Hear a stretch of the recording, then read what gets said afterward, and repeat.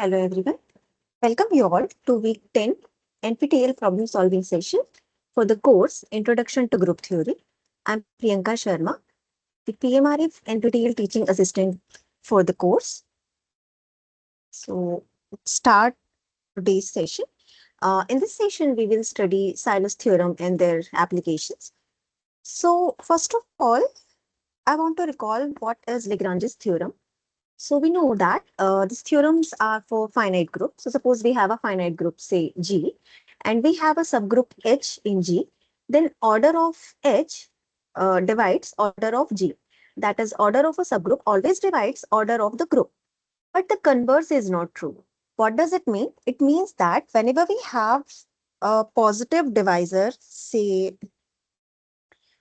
D of order of G, then we can't confirmly say that there is a subgroup of order D in G.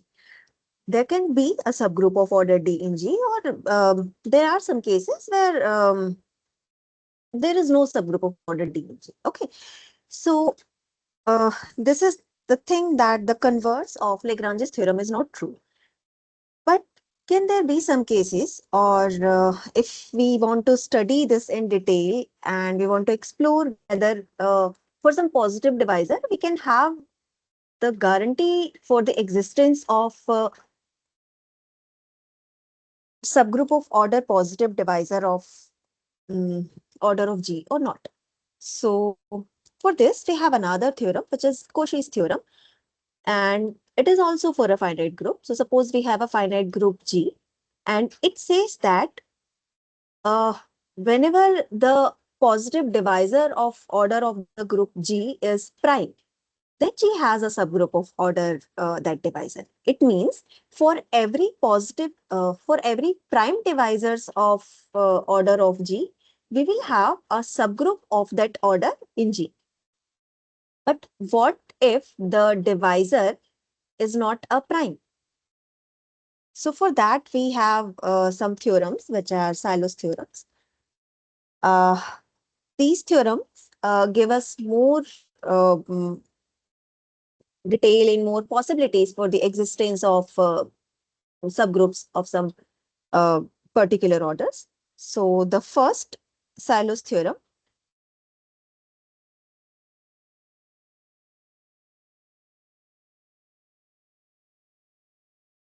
again, uh, all the Sylow's theorems are for finite groups because we are exploring the orders of subgroups in a group. So, okay, so let G be a finite group and it has order like this, p to the power km, where this p is a prime, k is a natural number, and this p and m, they are relatively prime, that is that GCD is 1. Then there exists a subgroup H in G such that order of H is p to the power k. And such subgroups are called Sylow's P subgroup of order G. So in this case, we say that H is a Sylow P subgroup of G and H has order P to the power K. Okay.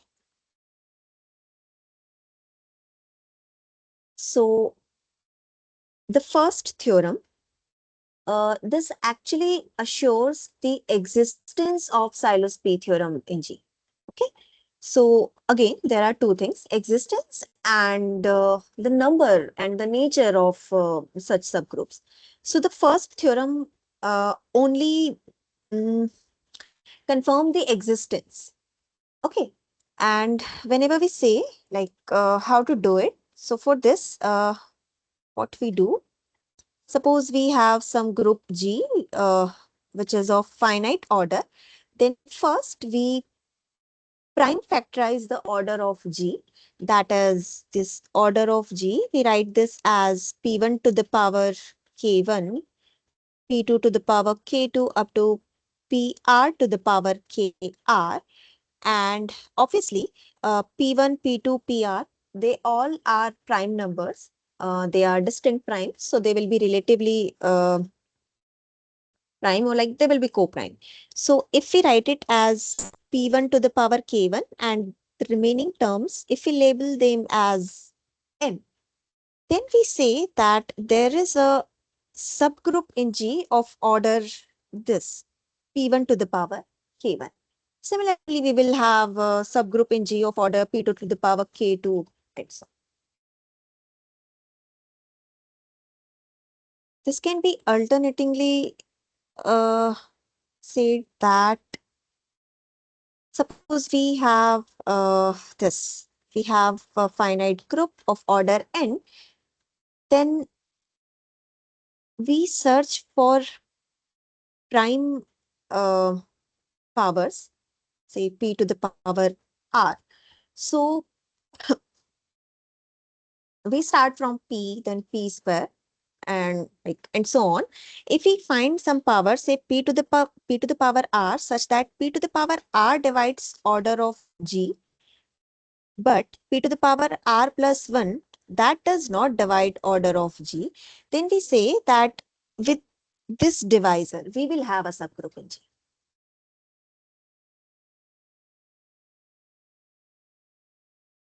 Okay, so this is Syllow's first theorem. Second one, this says the nature, or we can say the relation between Syllow's P subgroups. So suppose for a fixed prime P at a time, so if we have two Syllow's P subgroups, say H and K, obviously they will be of same order, then the theorem says that they will be conjugate. That is, we will have a group element small g in the group capital G, such that H can be written as GH genes. Okay. We can also say this in terms of group action, that the group G acts transitively on this SLGP, which is the set of all Syllow's P subgroup of G. So G acts transitively on this group SYLGP via conjugation action. Transitively means like there will be only one order. Syllow's third theorem. So the first theorem says about the existence of Syllow's P subgroup. Second theorem says about the relation between two Syllow's P subgroups. And the third theorem says about the number of such subgroups. That is, if we have a Syllow's P subgroup, we can assure that. But how many Syllow's P subgroups can be there in G? So suppose K is the number of Syllow's P subgroup of G, then K will be congruent to 1 mod P. That is, up to isomorphism, we will have only one Syllow's P subgroup of order P to the power some r. Okay, so we can denote it by this NP of G. So NP of G means number of Syllow's P subgroup in G. So we have this results that NP of G that will be congruent to 1 mod P, and NP of G, this divides order of G divided by P to the power K. That is, suppose we are writing order of G as P to the power K M, then the Syllow's P subgroup will have order P to the power K. Say this is H, that is order of H is P to the power K. Then number of such Syllow's P subgroup H, like there will be some H1, H2, H3, and so on. So number of such H that will divide, or we can say NP of G, that will divide order of G divided by P to the power K, that is the remaining part, that is M. So this information will be helpful in finding the number of Syllow's P subgroup in G. So it is clear that P cannot divide the number of Sylow P subgroups in G, that is P and NPG, they are co-prime. So if we want to find the number of Sylow P subgroup, then what we do, we take prime factorization. Now, what are the applications of Sylow's theorem? So this is the first corollary. Suppose G is a finite abelian group and order of G can be written by this, the fundamental theorem of arithmetic, that is prime factorization of the order of G. Suppose order of G, say n, this is p1 to the power alpha 1, p2 to the power alpha 2, dot, dot, dot, up to pr to the power alpha r, where pi's are primes and alpha i's, they are positive integers. Okay. So if G is abelian, then this G can be written as the product of Sylow Pi subgroups of G. That is, G will be isomorphic to GP1. This is P1 Sylow subgroup of G cross up to GPR. So these all are Sylow Pi subgroups corresponding to this primes in the prime factorization of the order. Okay. So uh, the, the result is useful when we have an abelian group. So if we have an abelian group, then we can decompose it, or like we can write it as a direct product of finite abelian groups. Another corollary. So let G be a finite group, then a Sylow P subgroup is normal if and only if it is unique. So whenever we have a unique Sylow P subgroup, then that will be normal. And if the Sylow P subgroup is normal, then we can't have more than one Sylow P subgroup in the group. Second result, if G is a finite group and it has order PQ, that is uh, G has order as the product of two distinct primes. That is P and Q. So here P and Q, they are primes, and without loss of generality, we assume that P is less than Q. And if P doesn't divide Q minus 1, then G will be isomorphic to Z mod PQZ, which is a cyclic as well as abelian group. So uh, what does this result say? It says that if we have a group of order product of two distinct primes, then with the condition that the smaller prime doesn't divide the larger prime minus 1, then the G will be a cyclic group. What if we change this condition here? So here we assume that P doesn't divide Q minus 1. What if P divides Q minus 1? So if P divides Q minus 1, then we can have two possibilities. First possibility is that if G is abelian, then G will be isomorphic to Z mod PQZ. And if G is non-abelian, then G will be isomorphic to some non-abelian group which has this form, Z mod PZ, semi-direct product, Z mod QZ. Because here um, G will have a Sylow P subgroup, G will have a Sylow Q subgroup, and Sylow Q subgroup will always be unique, whether P doesn't divide Q minus 1 or P divides Q minus 1. So the Sylow Q subgroup will always be normal. That's why we have this direction in this semi-direct. But uh, the number of Sylow Q subgroup will depend on the condition whether P divides Q minus 1 or not. So if P doesn't divide Q minus 1, then we have a unique and thus a normal Sylow P subgroup. But if P divides Q minus 1, then we will have more than one Sylow P subgroup. And thus the subgroup of order P in G, which will be isomorphic to this Z mod PZ. That won't be normal. So that's why we can't use here the direct product. We'll have to use here semi-direct product because here the first group is not normal, but the second one is. So this is semi-direct product. And again, we are taking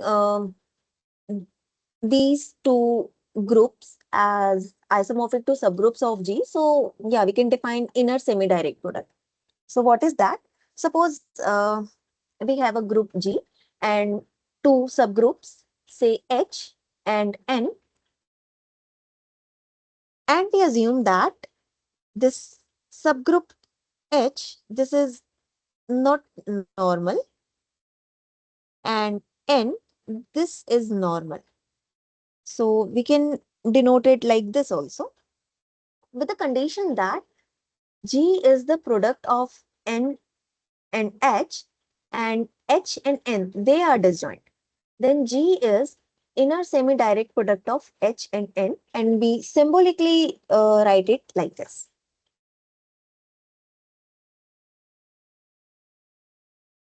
Note that if we use this notation, then here we will write the subgroup which is not normal, and here we will write the subgroup which is normal.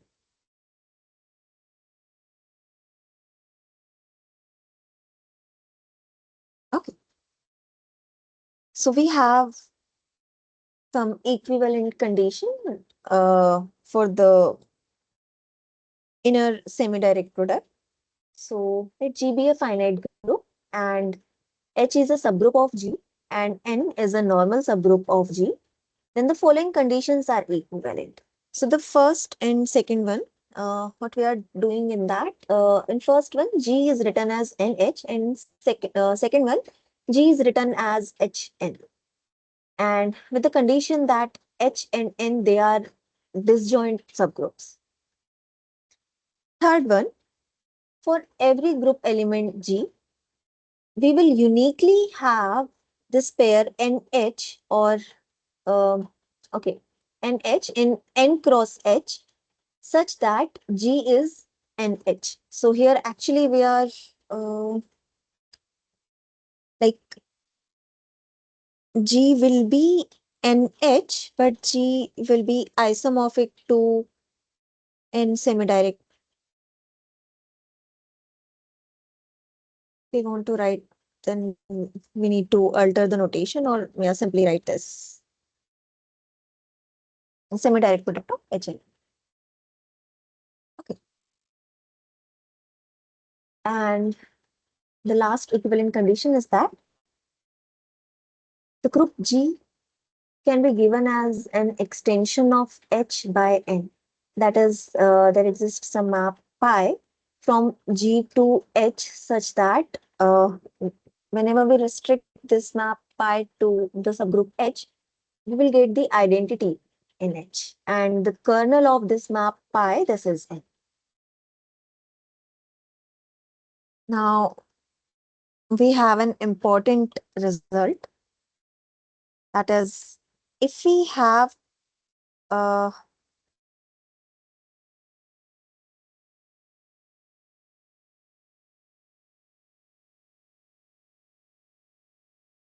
mm, okay, there is some mistake in this.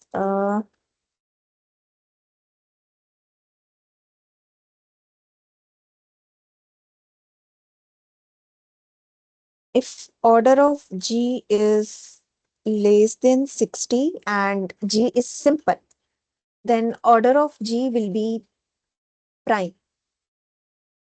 Some prime number less than 60. Obviously, 60 is not available. So, what does it mean? It means that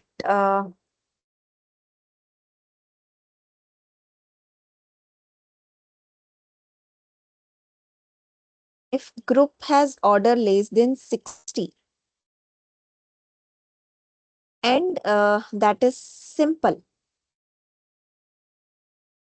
then order of G cannot be something other than a prime. Like order of G cannot be a composite number. So we can say that 60 is the least such number. Contrapositive statement for this can also be useful. That is,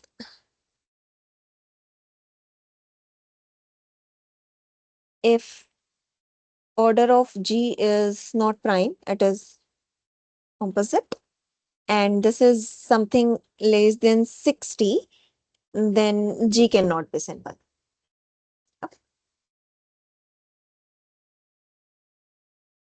Now, there are two more corollaries, or we can say like these are some numerical applications of Sylow's theorems. So if order of G is P square Q, where P and Q, they are primes, they can be same, they can be distinct, then G is not simple.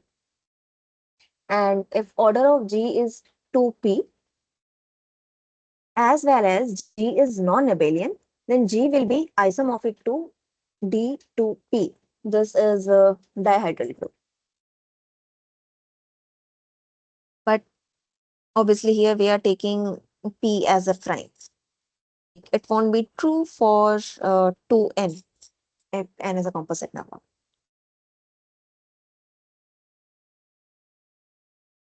Okay. Now come to automorphisms of groups. So what is automorphism?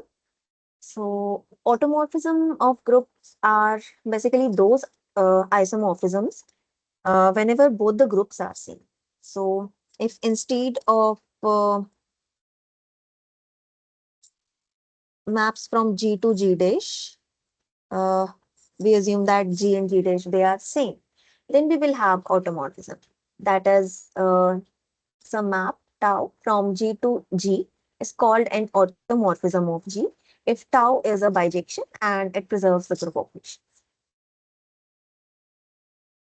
Now, if we collect all the automorphisms of a group, then they will be a subset of SG. What is SG? This is actually the collection of all or the group of all bijections over the group G. And indeed, the set of all automorphisms of G or the automorphism group of G, that is a subgroup of HG. Now we have another concept, which is inner automorphism. What is that? So inner automorphisms are a special kind of automorphism. So for that, we need a given or a fixed element in G. So suppose G is a fixed group element. Then we define phi G from G to G, which maps every X to GX G inverse. Here this G is the fixed group element and this is for all X belongs to G. Then this map will form an automorphism, and this is known as an inner automorphism with respect to the group elements.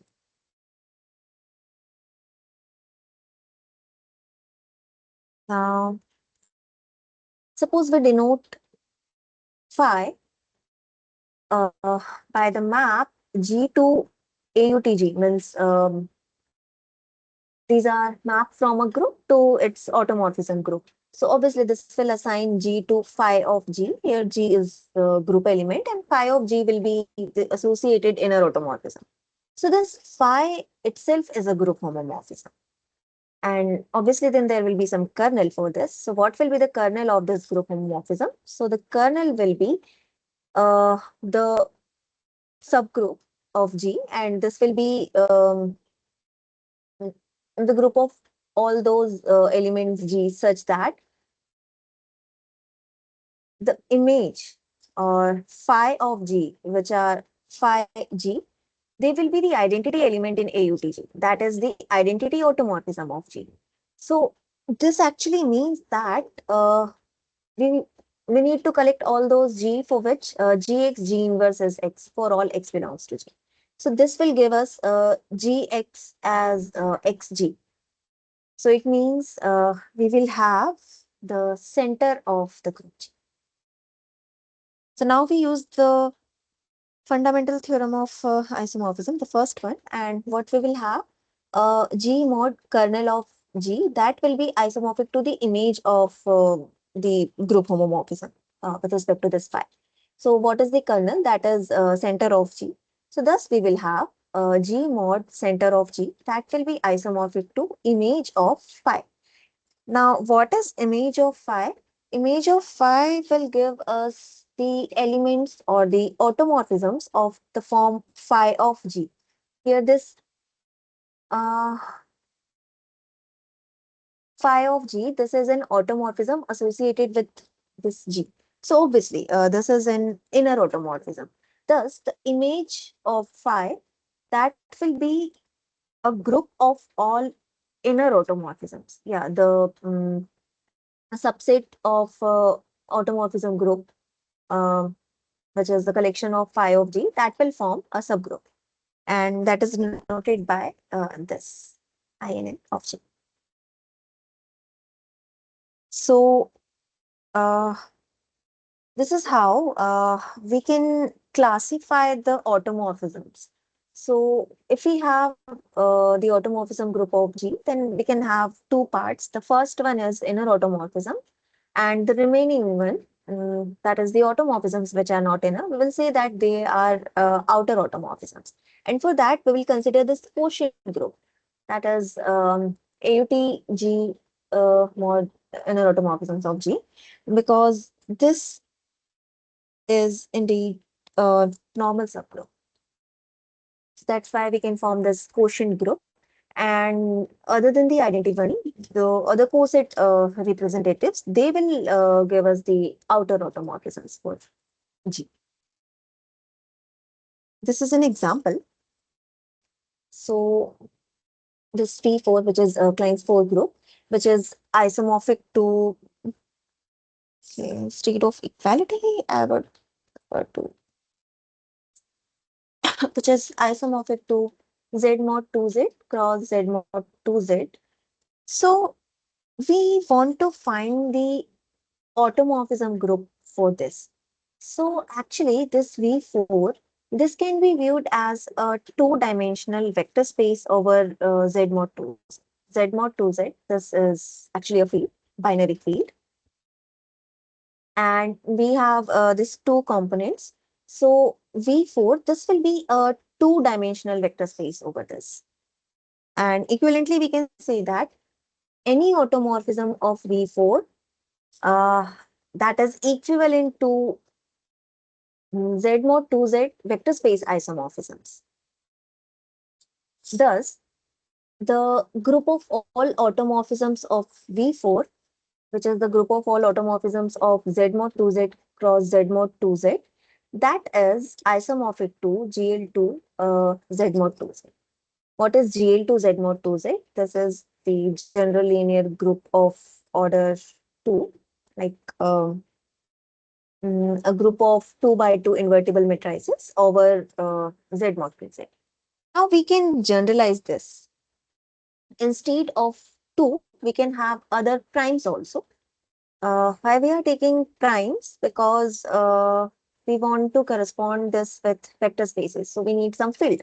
So that's why we will take here prime numbers. So AUT Z mod PZ cross Z mod PZ, that will be isomorphic to GL2 Z mod PZ. Okay. And what if we have more than two copies of Z mod PZ in this direct product? So suppose we have n components in this direct product. That is, we have this automorphism of Z mod PZ cross Z mod PZ up to n times. And that will be isomorphic to GLN Z mod PZ. That is this time we will have n by n non-singular matrices where entries are coming from this field. Now we solve some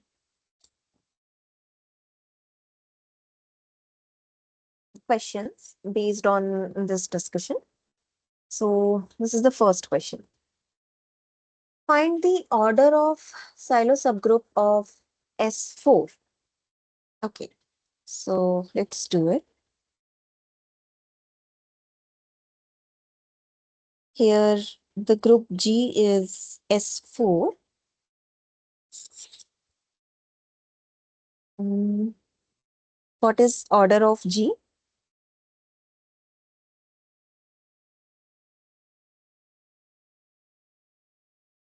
Which is factorial 4. That is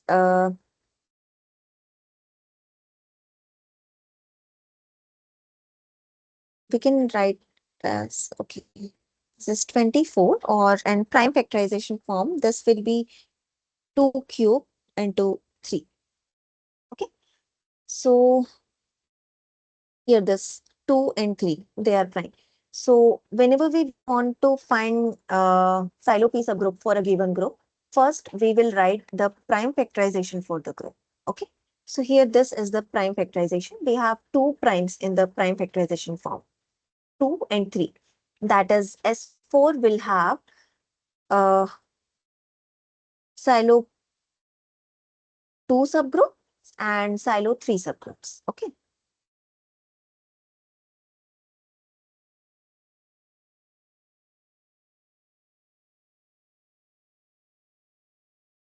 S4 has Sylow 2 subgroup of order 2Q, that is 8. And S4 has Sylow 3 subgroup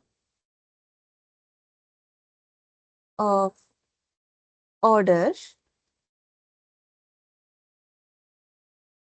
3.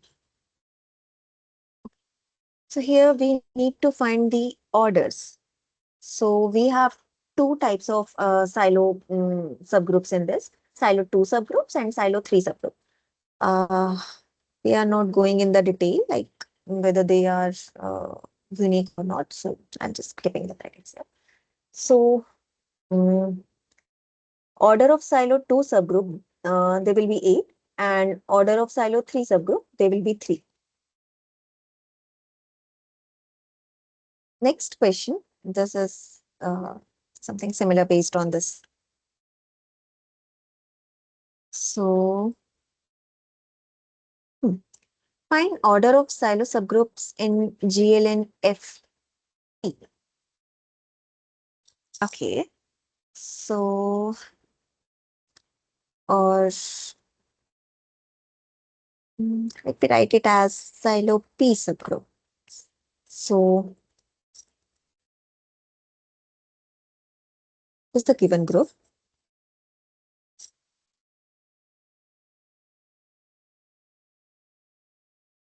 GLN FP. That is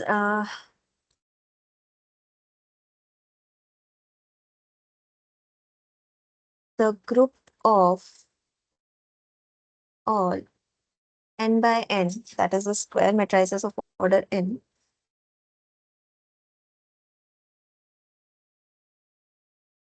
mm,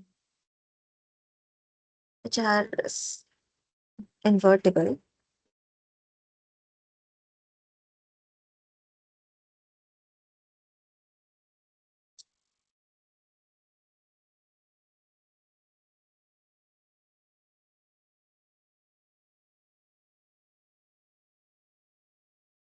over F. Okay, that is GLN FP. This is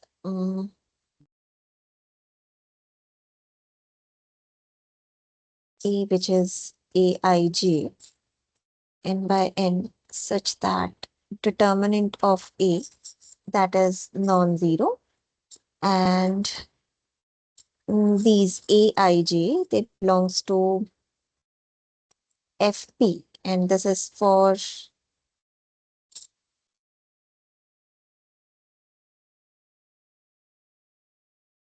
INJ between 1 and n. Okay. Now, what is the order of the group? Okay. So before finding Sylow P subgroup and order of that, we uh, we need to figure out the order of the group itself. Okay. So actually here, mm, okay, let A belongs to GLN FP. Okay. We start with some element. Then what can be the form of A?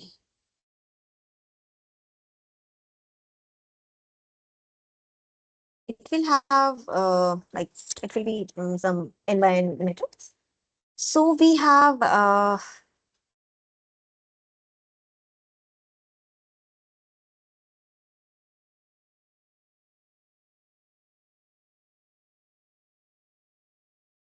n number of rows there.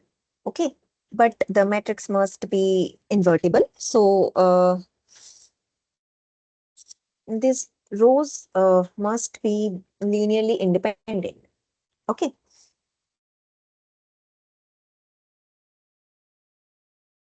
it means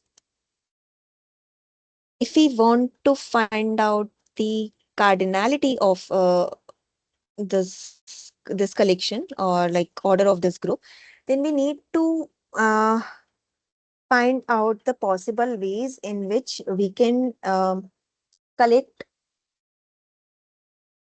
n linearly independent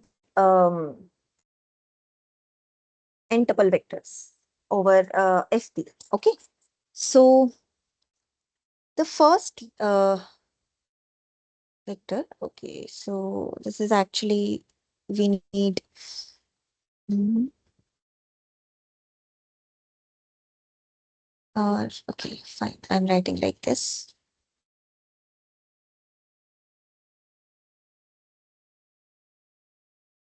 Something. Okay.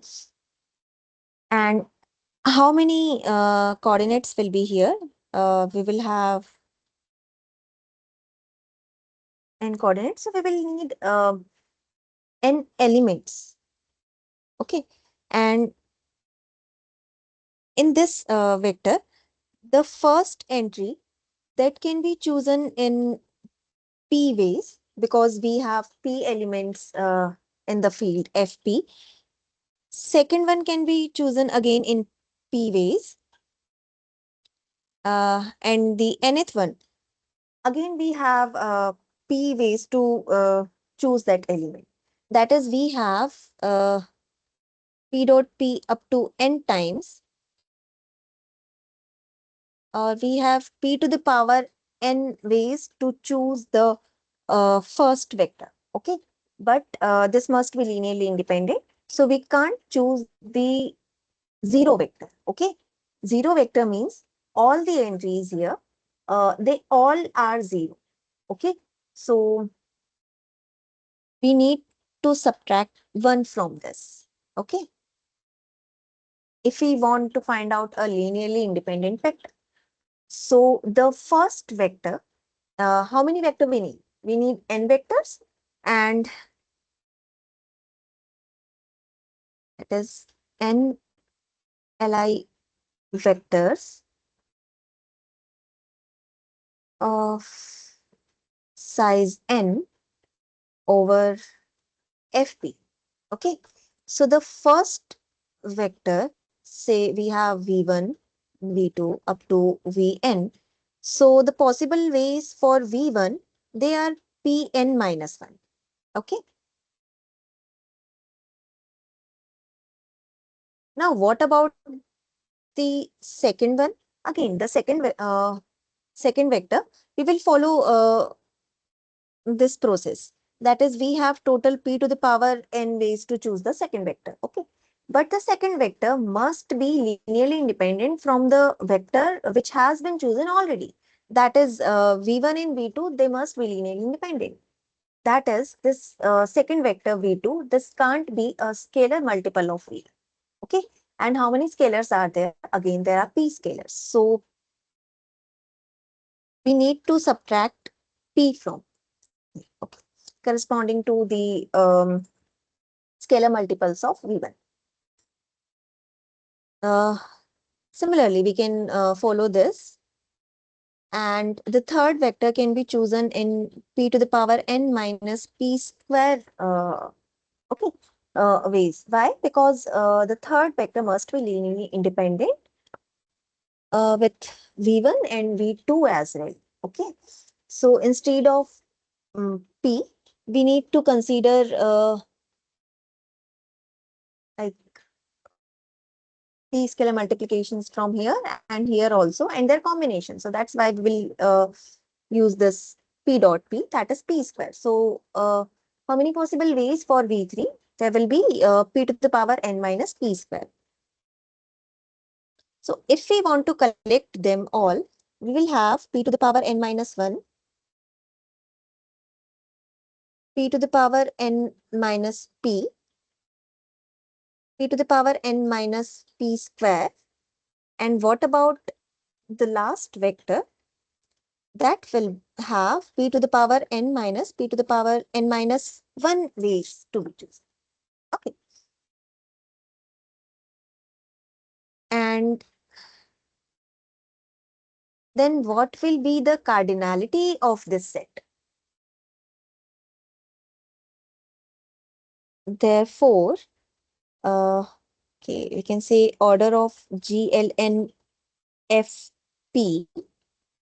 that is the number of ways in which we can choose n linearly independent vector of size n over fp, which is product of these terms.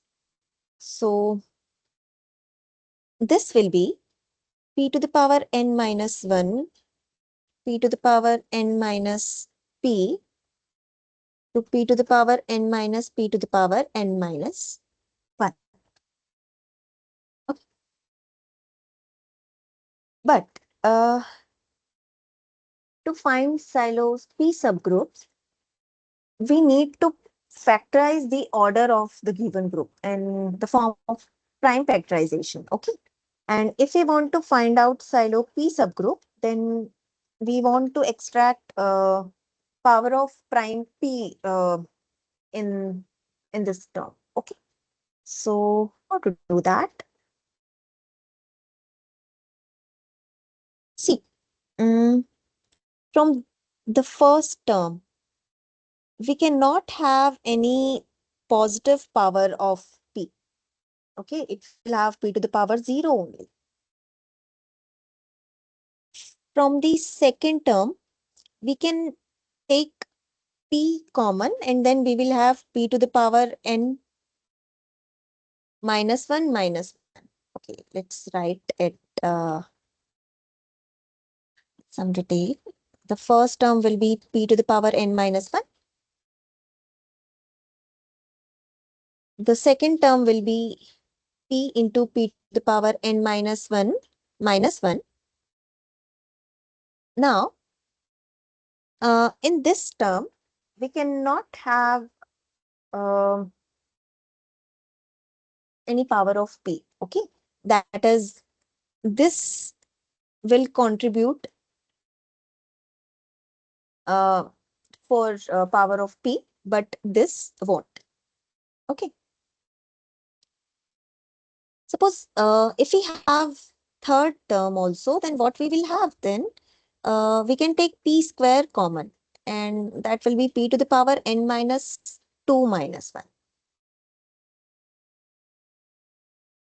So on the last term will be, we can take p to the power n minus 1 common, and this will be p minus 1. Again, it will have some contribution in p power, but it won't. So this will be, now we separate the powers of p.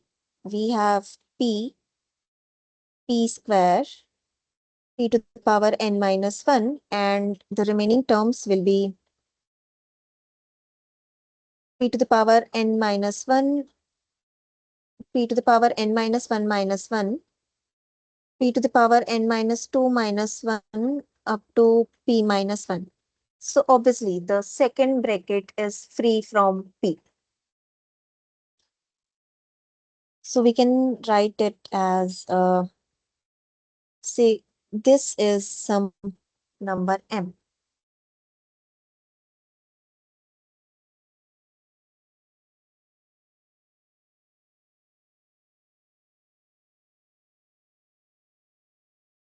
Okay.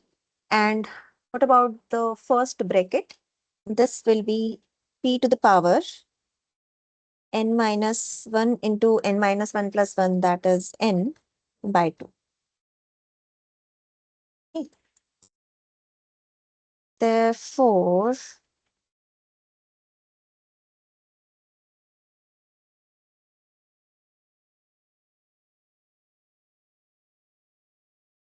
order of GLN FP, this is p to the power n minus 1 by 2 into m with GCD of p and m is 1. Okay. So GLN FP ha, has Sylow P subgroups of order p to the power n into n minus 1 by 2. Okay. For example, uh, suppose the group is, what should I take here?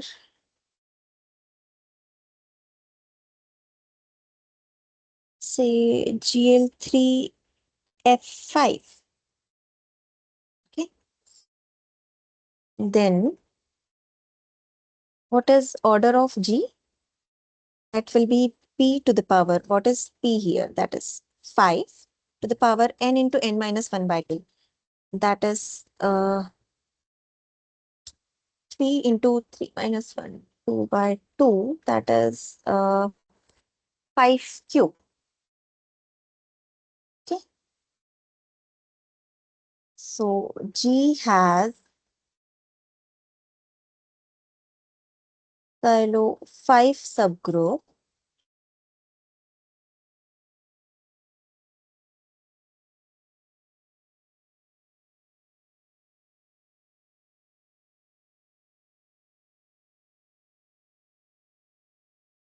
of order 125. Okay. So instead of FP here, we can take any finite field. Okay. So instead of P, we can take any prime power. Okay. Second question. If order of G is 56 and G is abelian, then find number of subgroups of order 8 in G. Are those subgroups normal in G? Okay. Let's solve it. Given that G is an abelian group of order 56. So whenever we want to find out the order of subgroups and number of such subgroups, then we can refer Sylow's theorem. So here, for that, we first need to factorize this.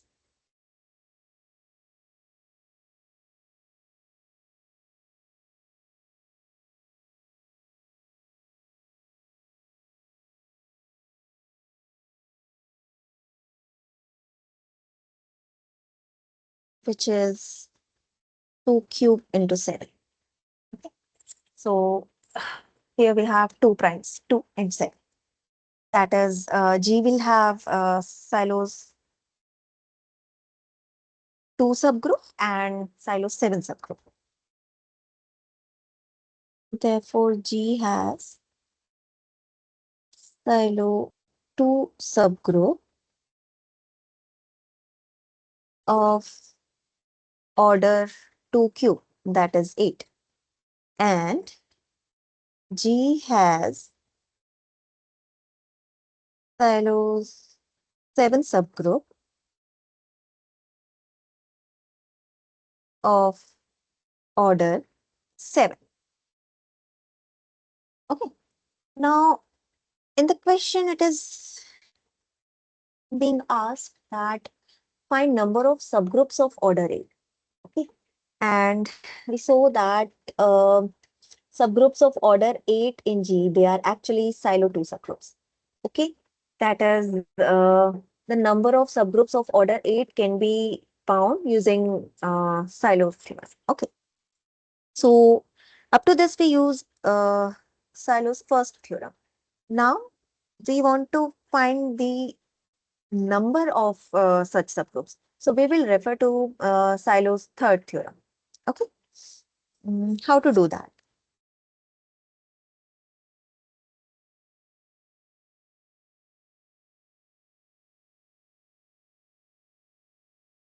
Subgroup of order 8 in G are Sylow 2 subgroups order 8.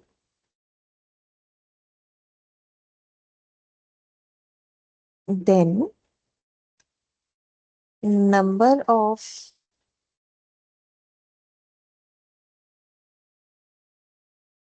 subgroups of order 8 in G is N2G, that is number of Sylow 2 subgroup in G. Okay.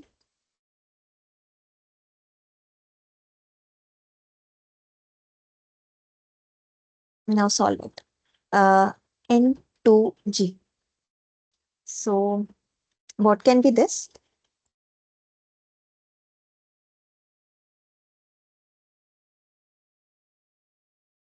This will divide 7. Why? Because we saw that this part, this is giving us order of Sylow 2 subgroup, and that divides the remaining part, right? So that's why we have this condition that N2G, this will divide 7. Now 7 is a prime number, so it has only two divisors, 1 and the number itself. Therefore, N2G can be 1 or 7.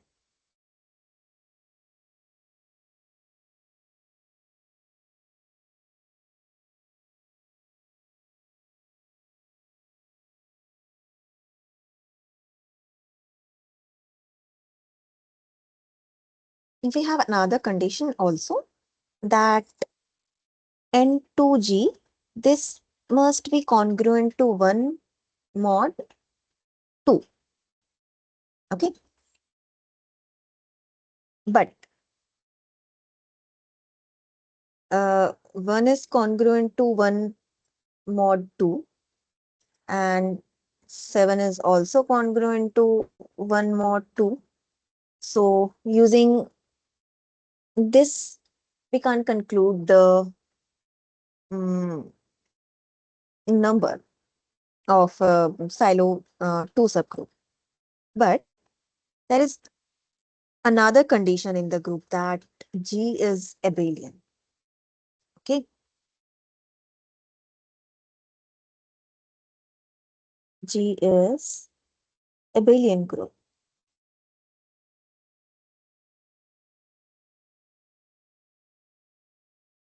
Thus, every subgroup of G is normal in it. Because whenever we have a cyclic group, all the subgroups will be normal. Therefore, the subgroups of order 8, that are Sylow 2 subgroups, I won't write the words. should not use the article before the conclusion.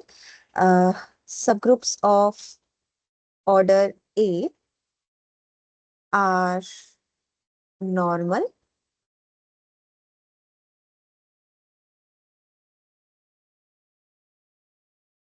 but we know that a PSSG or like Sylow P subgroup, they are normal if and only if they are unique.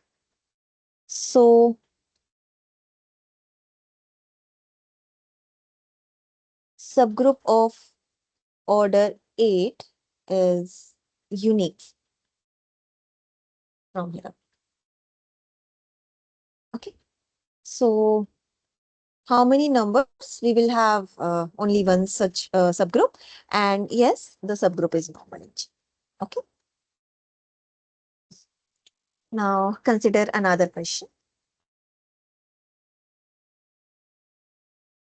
We have a group which is direct product of two groups, Z mod 6Z and Z mod 15Z. Then we need to find the number of subgroups of order 9 in G. Okay. So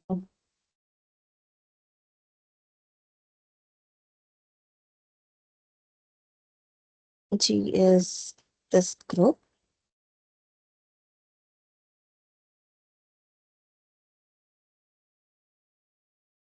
Okay. Uh, Here Z mod 6Z and Z mod 15Z both are abelian groups. Okay. And direct product of abelian groups is always abelian. So from here we can conclude that G is also an abelian group.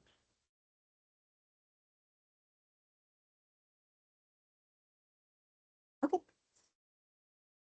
So if G is abelian, we can have another thing in our head that all subgroups of G are normal. Or we can say that all Sylow subgroups corresponding to prime divisors are unique. Okay. Now, we need to find the number of subgroups of order 9. So if the subgroup of order 9 is Sylow subgroup, then we can say that the subgroup will be. So let's check whether the subgroup of order 9 is Sylow subgroup or not. So what is the order of G? Order of G will be 6 into 15. Okay. Order of G will be product of orders of Z mod 6Z and order of Z mod 15Z. Now, in terms of prime factorization, what it will be? It will be 2 cross 3 square cross 5. That is, G has Sylow 2 subgroup of order 2, Sylow 3 subgroup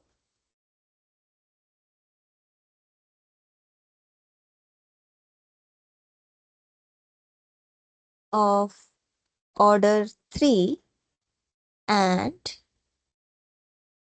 Sylow 5 subgroup of okay, this is 3 squares, that is 9. Therefore, subgroup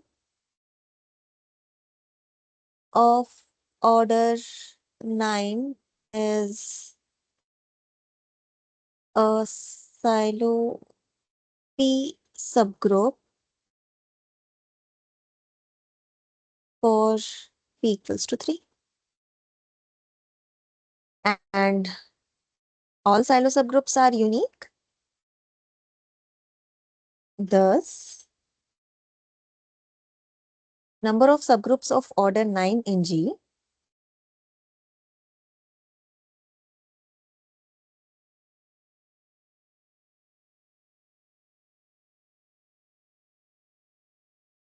is 1. Okay. Now, we'll come to the next question. Any group of order 35 is cyclic, whether the statement is true or not. So, we have a finite group of order 35.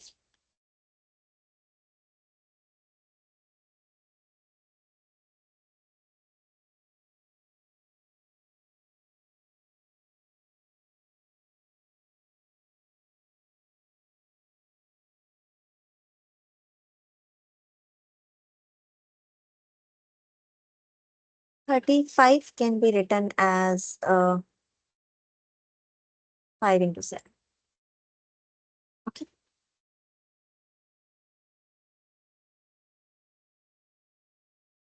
That is, order of G is actually of the form PQ, where P is 5 and Q is 7. If we want to suppose this P is less than Q, and 5 doesn't divide 7 minus 1, that is 6. So we can say P does not divide Q minus 5. Okay. And we have earlier discussed that in this case, G will be isomorphic to Z mod PQZ, which is a cyclic group. Okay. So from this, we can conclude that G with order 35 is cyclic. Okay. Uh,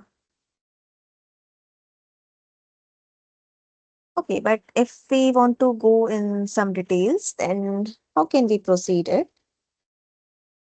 So let's prove this.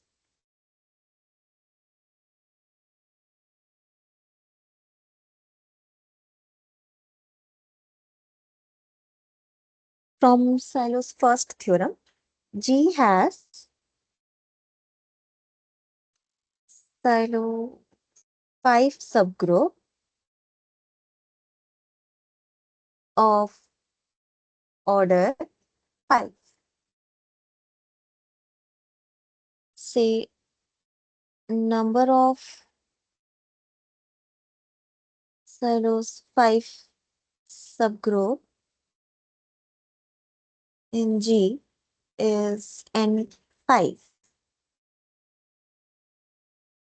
Then N5, this will divide the remaining part in the order of group, that is 7. And N5 is congruent to 1 mod pi. Okay. So from this, N5 can be 1 or 7, because 7 is a prime. But 7 is not congruent to 1 mod 5. Therefore, we can have only one possibility for N5, and N5 is 1. That is, G has a unique subgroup of order 5.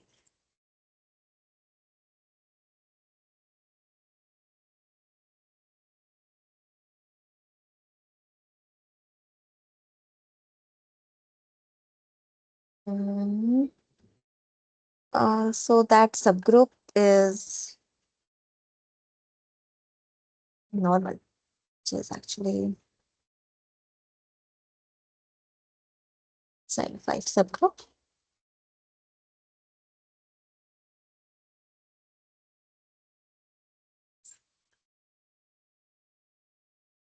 Similarly, we can search for Silo 7 subgroup.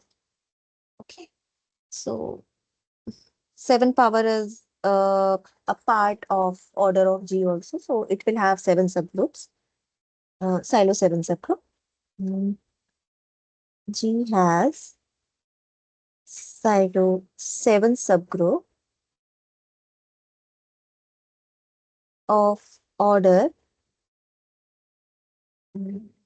7.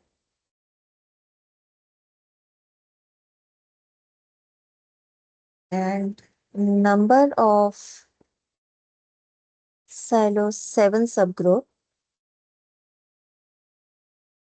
is N7G, where N7 divides, if we remove the order of Silo 7 subgroup, we will get 5. Okay, in order of G. So this will divide 5, and N7 is congruent to 1 mod 7. Okay, so this implies that N7 is 1 or 5, but 5 is not congruent to 1 mod 7. Therefore, N7 is 1, or G has unique, which is normal, subgroup of order 7. Okay, so see, uh, G has two silo subgroups. One is of order 5, second one is of order 7. And they both are unique and they are normal. So,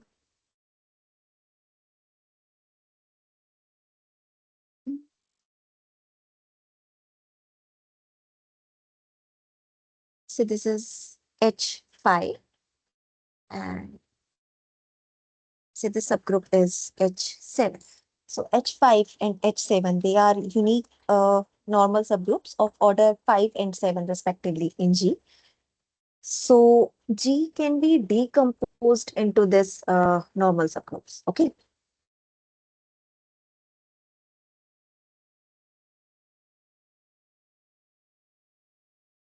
G is isomorphic to H5 cross H7.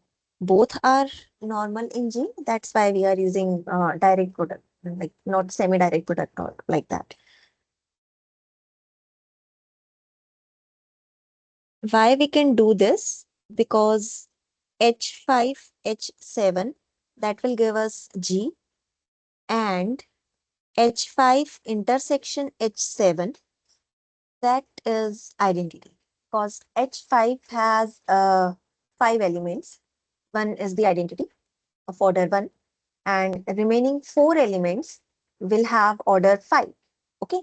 And H7, that has 7 elements. One is identity of order 1, and remaining 6 elements that will be of order 7. That is, H5 and H7 can't share any element other than the identity because orders are different actually. Okay, so they are disjoint subgroups, disjoint normal subgroups of G. And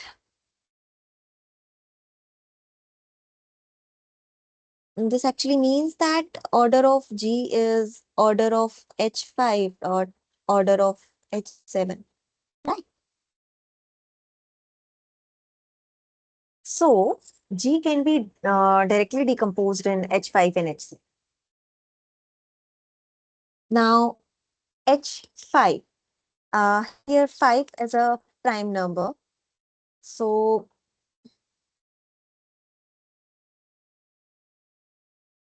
H5 is isomorphic to Z mod 5Z, and H7, that is isomorphic to Z mod 7Z, because 5 and 7, they both are prime numbers. This is cyclic and this is cyclic actually.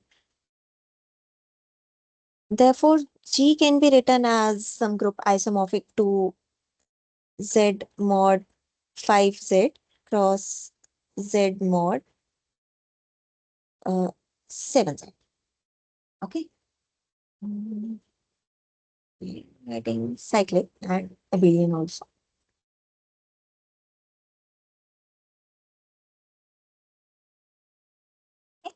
So G is a product of two abelian groups. So the first conclusion can be this: G is abelian. Okay. Let's see. G is product of two cyclic groups. So directly we can't say that G is cyclic, because product of two cyclic groups is not necessarily a cyclic group. But here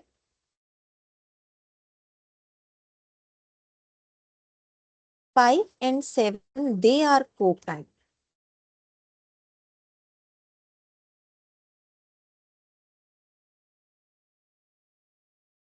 Thus,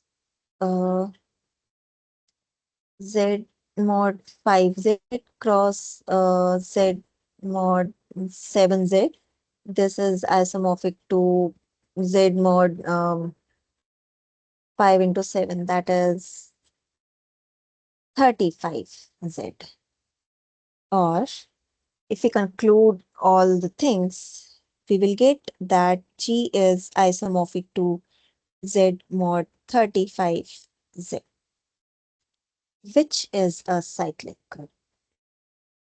Therefore, G is cyclic. Okay. Thus, we say that any group of order 35 is cyclic. So the statement is true. Now consider another question. Let G be a non-abelian group of order 21. Then how many normal subgroups G can have other than identity and G itself? That is, we need to find the number of proper normal subgroups in G. Let's solve it.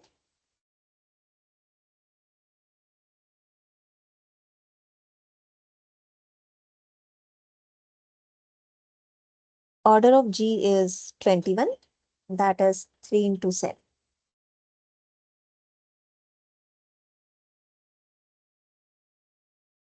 Here, you can say P is 3, smaller prime, and larger one, that is Q, is 7, with the condition that P divides Q minus. Okay, or P divides 7 minus.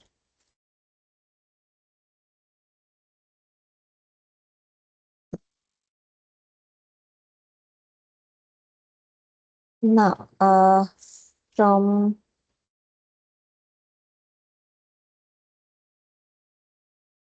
Sylow's first theorem, we have that G has a Sylow 3 subgroup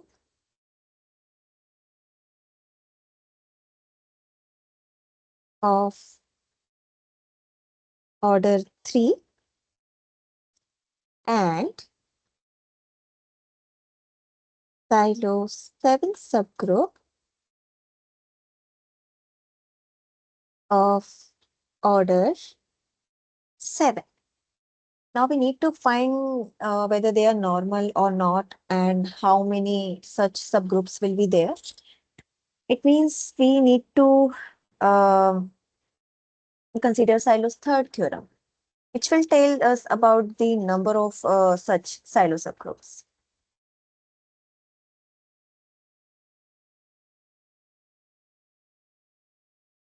So number of Sylow 7 subgroup,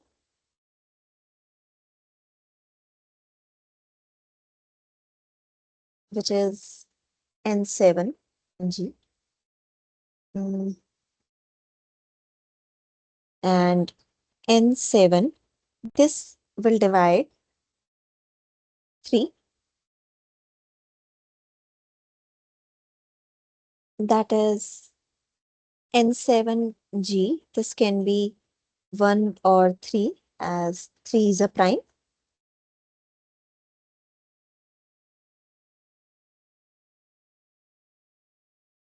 And N7G, this must be congruent to 1 modulo 7.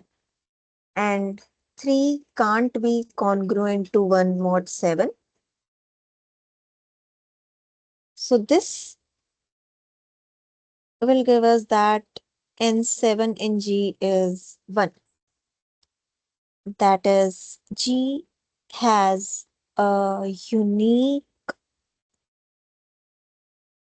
subgroup of order 7, or you can say unique Sylow 7 subgroup.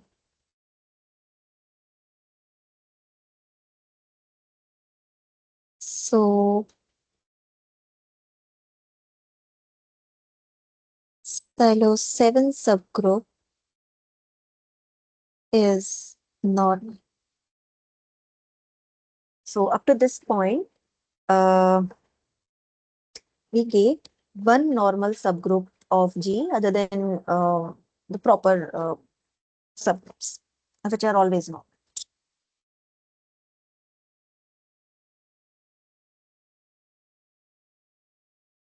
Okay.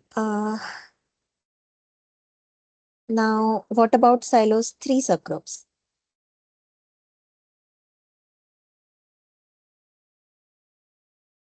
Say number of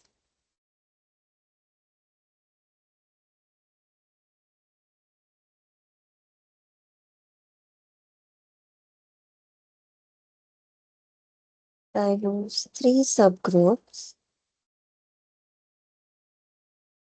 is N3 in G and N3 in G. This divides 7.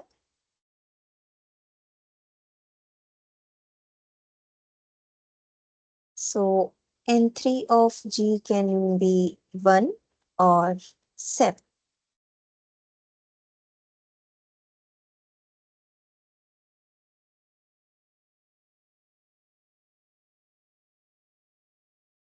Okay. So also N3 of G, this is congruent to 1 mod 3. Now see, 1 and 7 both satisfy the condition.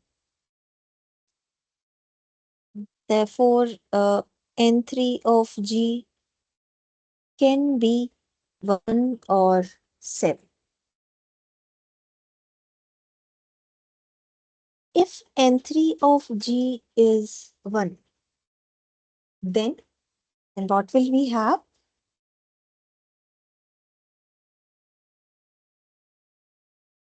That is, G has unique Sylow 3 subgroup, and thus normal. Okay. So see, Sylow 7 subgroup, that is already normal. If we assume that Sylow 3 subgroup is also normal, then G can be decomposed in some H3 cross H5, where H3 is normal subgroup, which is like a unique Sylow 3 subgroup of order 3, and sorry, not 5, this is 7. H7 is normal subgroup of order 7. Also, G uh, can be written as H3, H7, as order of G is order of H3, order of H7, as well as H3 and H7, they are disjoint, because H3 can have elements of order 1 and 3, and H7 can have elements of order 1 and 7. So, in their intersection, we will have a unique element, which is the identity, the element of order 1. Okay, so in this way, if we continue in the same manner we did for the previous question, what we will get, G is isomorphic to Z mod 3Z cross Z mod 7Z. This is abelian. This is also abelian. So this will imply that G is also an abelian group.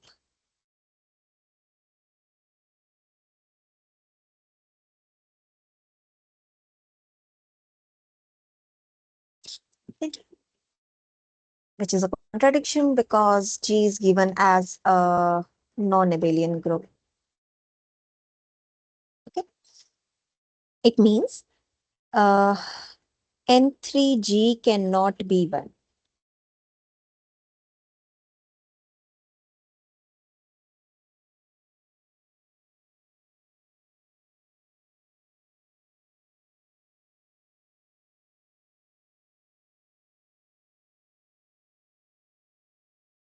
If not 1, then it will be 7.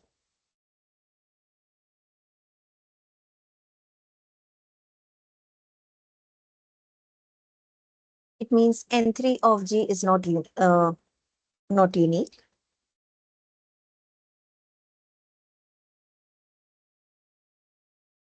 It means it is not normal.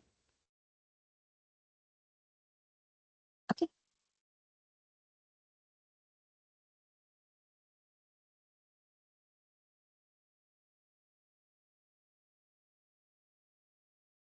So other than the identity, other than the group G itself, we will have how many?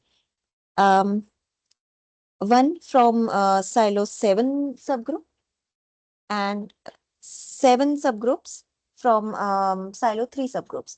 So we will have total 8 proper subgroups of G. Okay.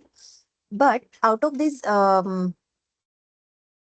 subgroups, only one is normal. That is Sylow 7 subgroup is normal. Okay.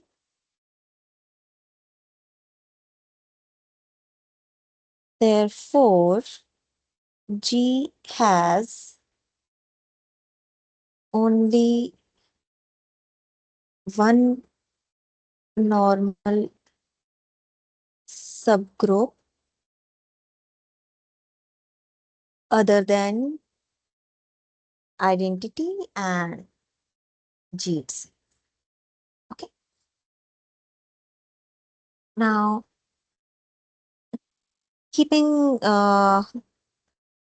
this question in mind, we can conclude something.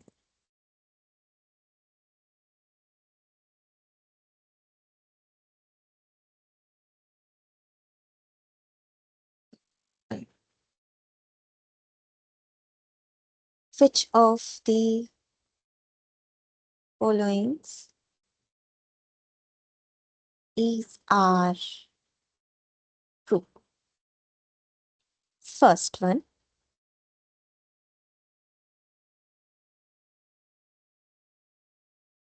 if order of G is PQ,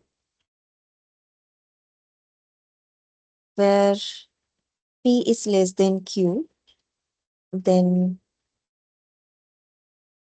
G has a unique or normal subgroup of order P. Second, if order of G is PQ and P is less than Q, then G has a unique or normal subgroup of order Q. Third one, mm, if order of G is PQ,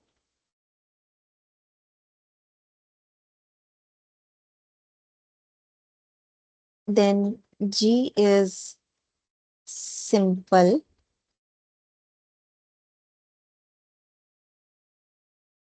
Mm,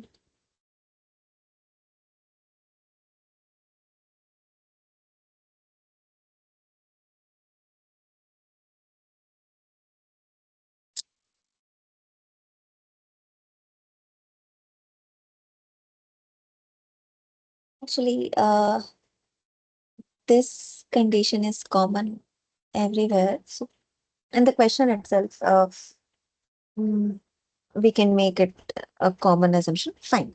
Um,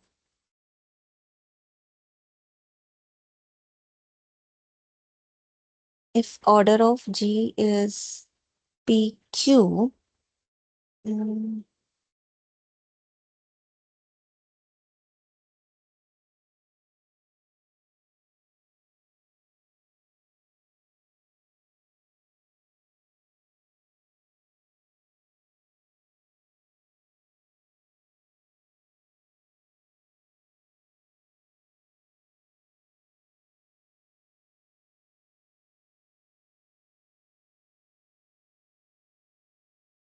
then G is abelian.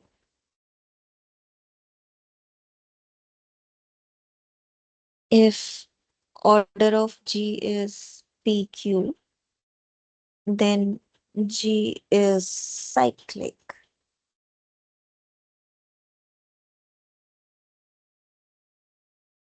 Sixth, if order of G is PQ, P less than Q,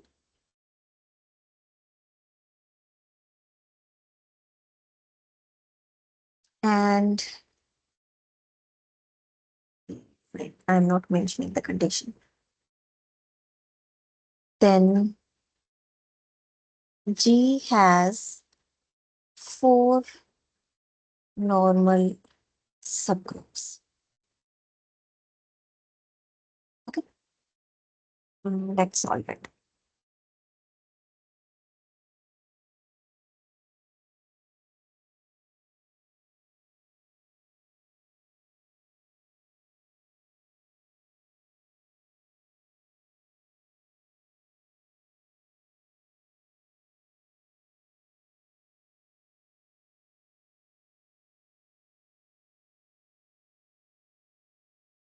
So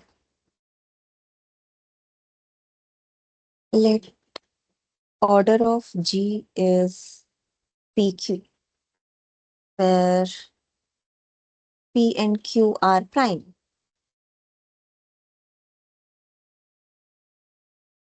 If P and Q are distinct, uh,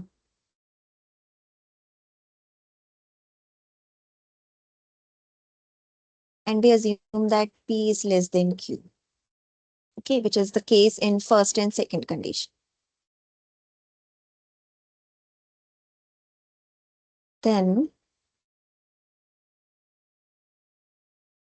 G has Sylow P subgroup of order P and Sylow Q subgroup of order Q. Okay. So as we saw in previous two questions, so here uh, we had the assumption that P doesn't divide Q minus 1 and 7, which is the larger prime, uh, corresponding to that, we have a unique normal subgroup. Okay. And if we saw this, where we have the assumption that P divides Q minus 1, again, for the larger prime, G has unique Sylow P subgroup, and that is now. Okay. It means whether P divides Q minus 1 or not, Sylow subgroup corresponding to the larger prime will always be normal, will always be unique. Okay.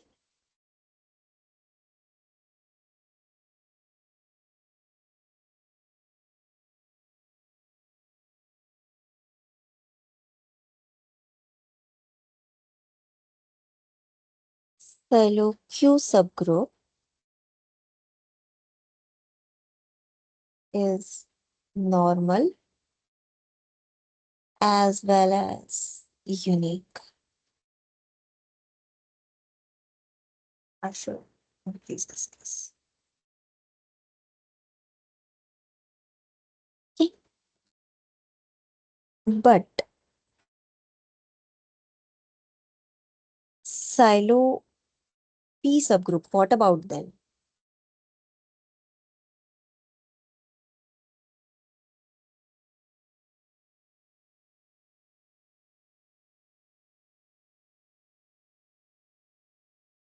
So they can be unique, they cannot be. If P doesn't divide Q minus 1, then Sylow P subgroup is unique.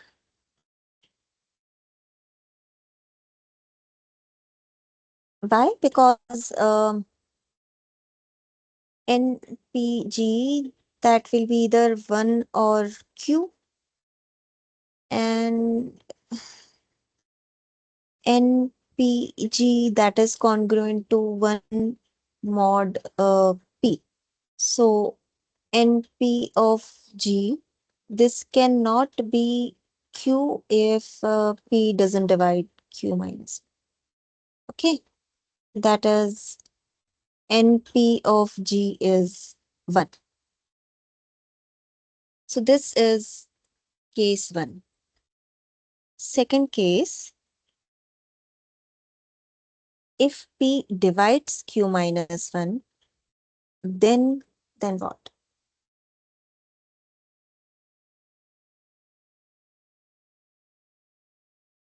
Then NPG, which can be 1 or Q both, and NPG that is congruent to 1 mod P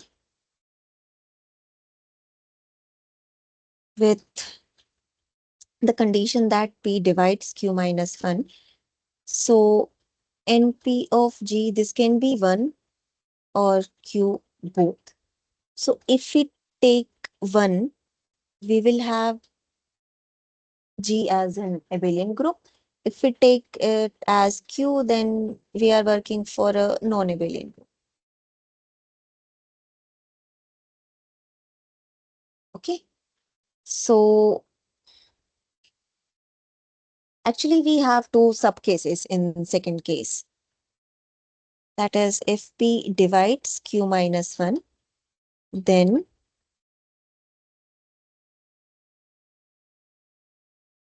number of P, okay, number of Sylow P subgroup, that is subgroups for the laser client, is 1 if G is abelian and number of Sylow P subgroup is Q if G is non-abelian.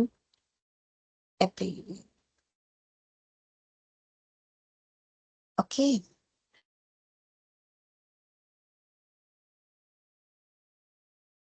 So in general, what we will have, we'll have that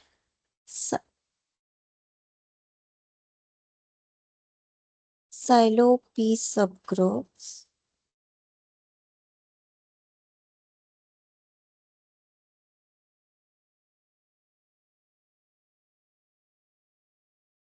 number of can be 1 or Q.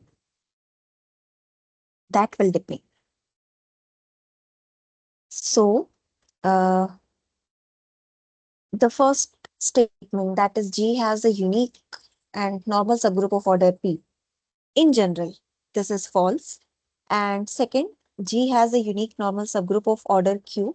That is true always.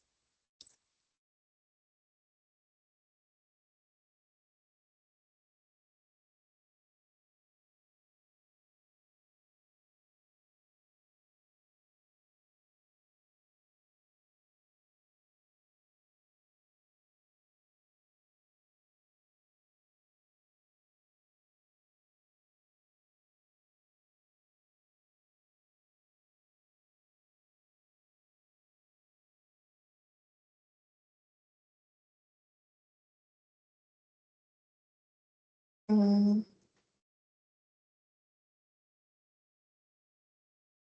Third one, if order of G is PQ, then G is simple.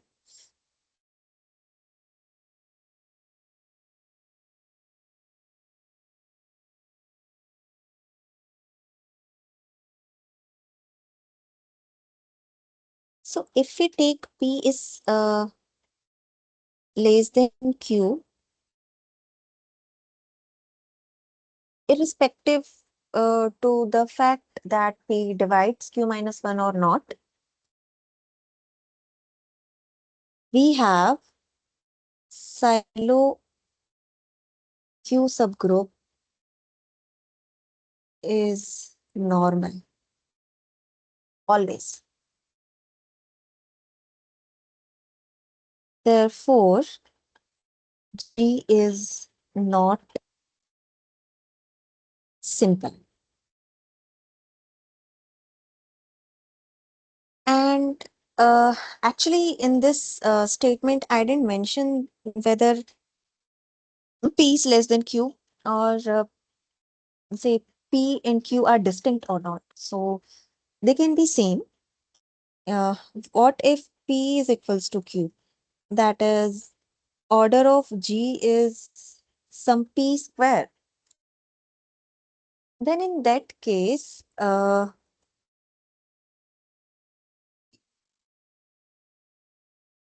again, G is either isomorphic to Z mod P square Z or Z mod PZ cross Z mod PZ.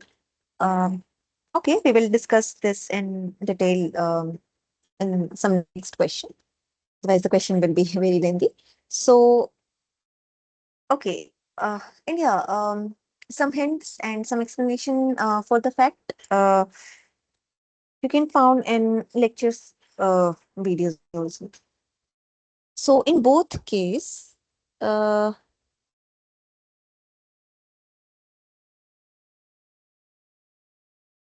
This is abelian and this is also abelian.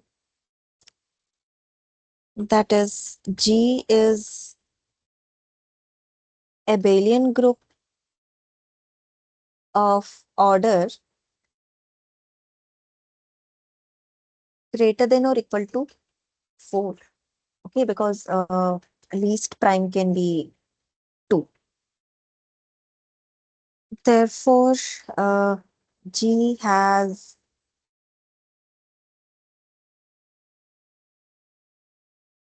some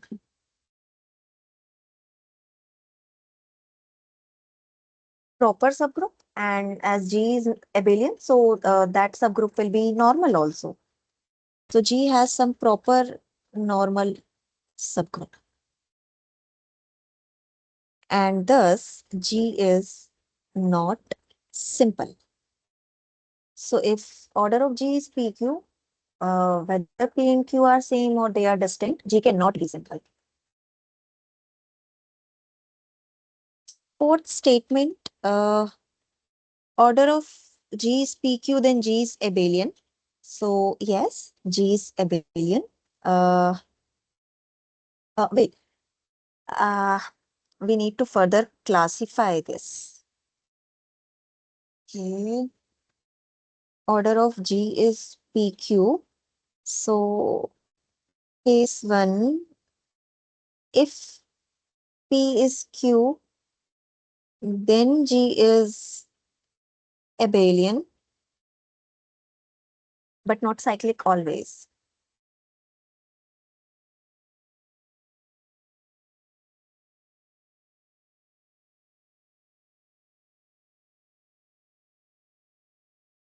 Case 2, if P is less than Q,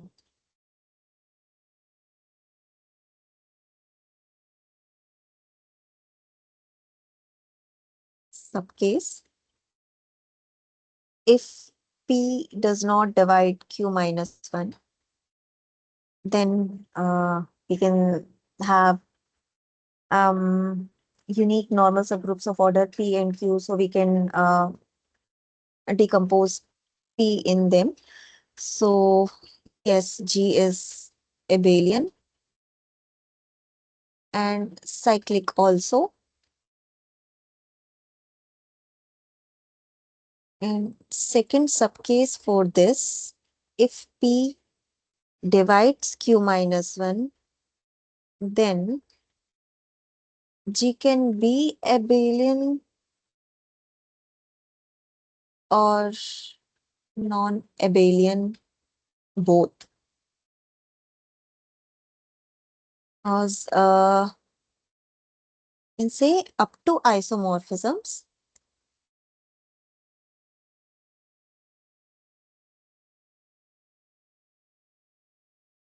G has two possibilities. G can be either Z mod PQZ or Z mod PZ semi-direct product Z mod QZ, we can say. Okay. And similarly, G can be cyclic and cannot be.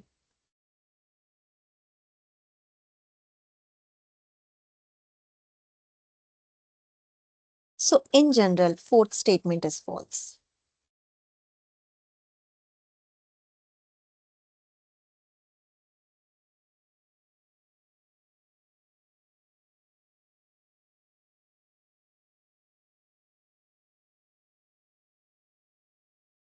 Fifth one is that is also addressed. Fourth and fifth, they both are false.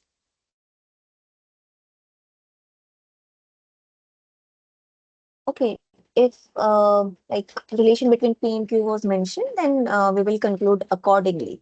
But in general, G is non-abelian, non-cyclic.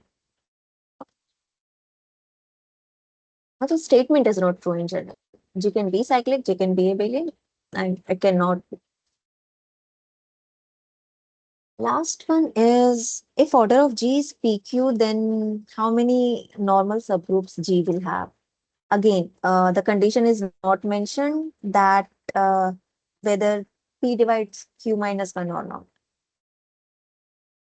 So, order of G is PQ and P is less than Q. So, if P doesn't divide Q minus 1, then mm Sylow P subgroup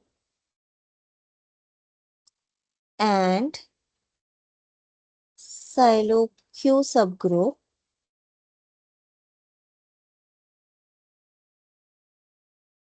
are unique and normal.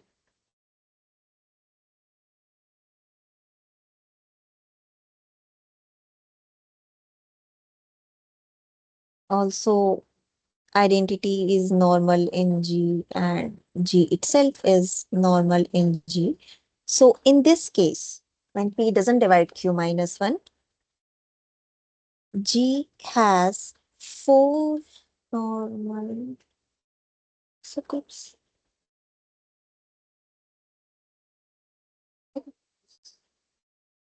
And G has exactly four subgroups.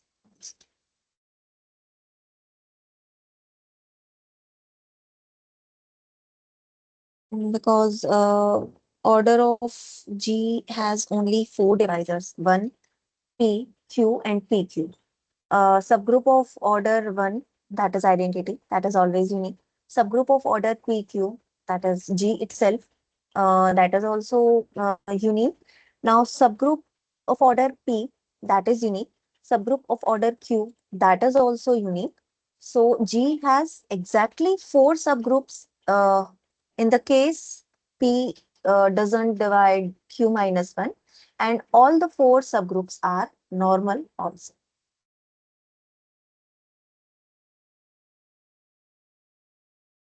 So I'm writing here, she has only four subgroups. Now, what about the case if P divides Q minus 1? Then again, G can be isomorphic to some abelian group or some non-abelian group. So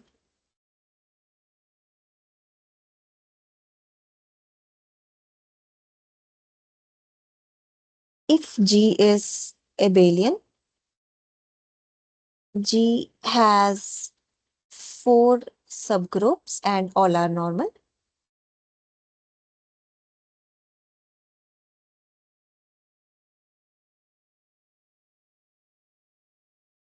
If G is non-abelian,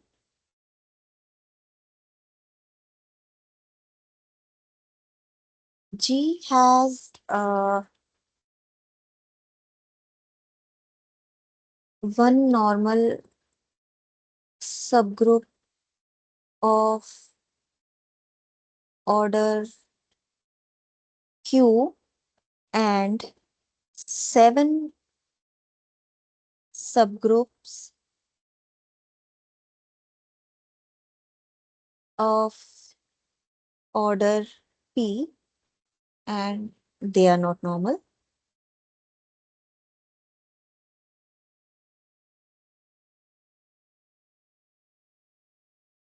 Therefore, in this case, G has uh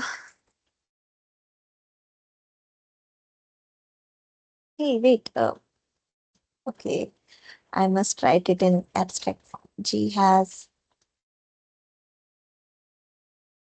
Q subgroups of order P.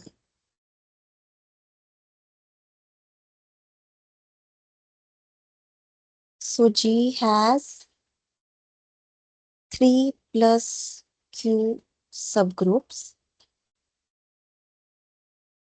3. So one is for subgroup of order Q, one is identity, and one is G. and this Q, that is subgroups of order P.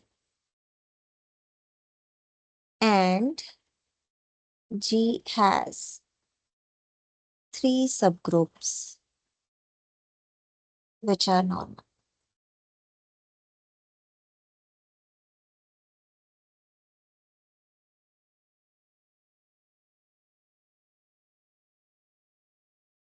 So this is the classification. Um, so we have done the question. So in general, we can't say that sixth statement is true. If this was mentioned that either G is abelian or P doesn't divide Q minus 1, then yeah, we can say that G has four normal subgroups. Otherwise, statement can be true, cannot.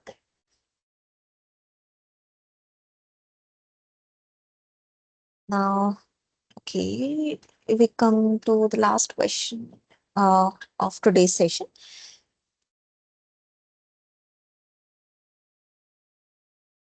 Order of G is 55. That is 5 into 11.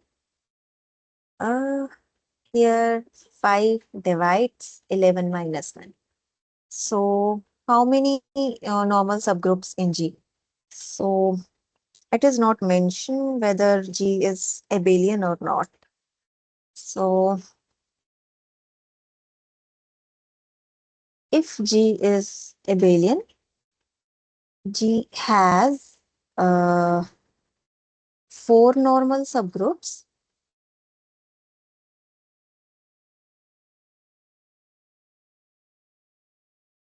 If G is non-abelian,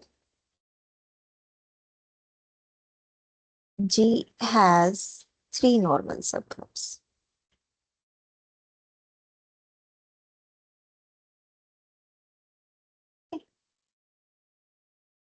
Here, there is one more question for the session. Okay, let's do it. So here G is a simple group and it has order 168. Then find the number of subgroups of order 7 in G. So order of G is 168. That is uh 2 cube and 3, 7. Okay.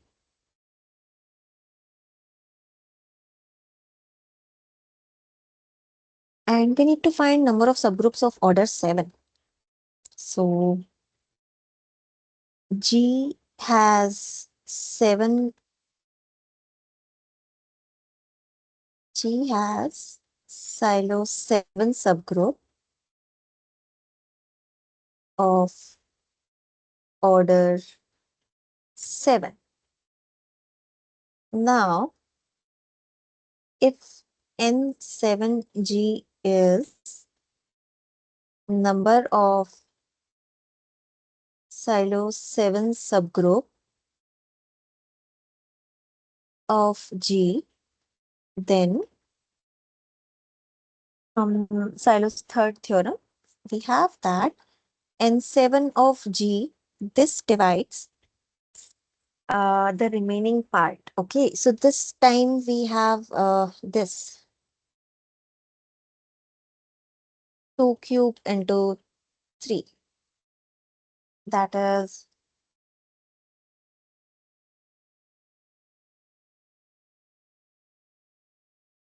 this divide. Sorry, 24.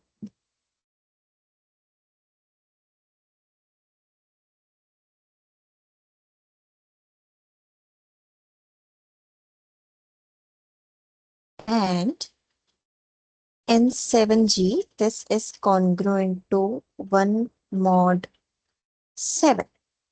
Okay. That is, we need to find those factors of 24 which are congruent to 1 mod 7. Okay. So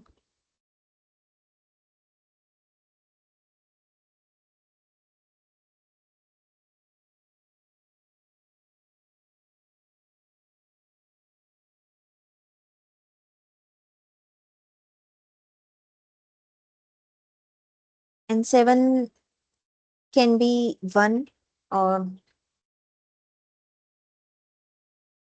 it can be 8. Okay, so from this actually what we can do, mm, N7G, this can be 7 to 7 into K plus 1, where K is non-negative integer. Okay. Because in this case, we can say that N7G is congruent to 1 mod uh, 7. So from here, we can have uh, 1 for K equals to 0. We can have 8 for K equals to 1. For K equals to 2, we have 15, but 15 is not a divisor of 24. So we cannot consider this. Okay. Next, for K equals to 3, we have again a non-divisor of 24. So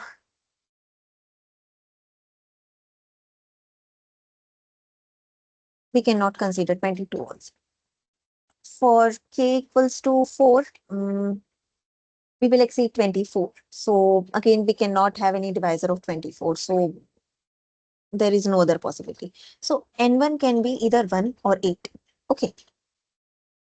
So if, sorry, N7 can be either 1 or 8. If N7 is 1, that is G has unique normal subgroup of order 7. G has unique Sylow 7 subgroup.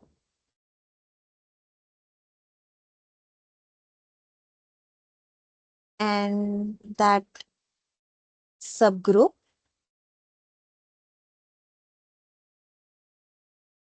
will be unique. So that is normal also. Okay.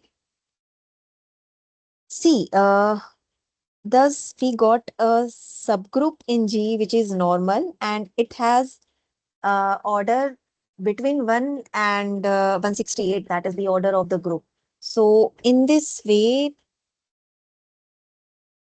G is not simple. This is our conclusion, but this is a contradiction.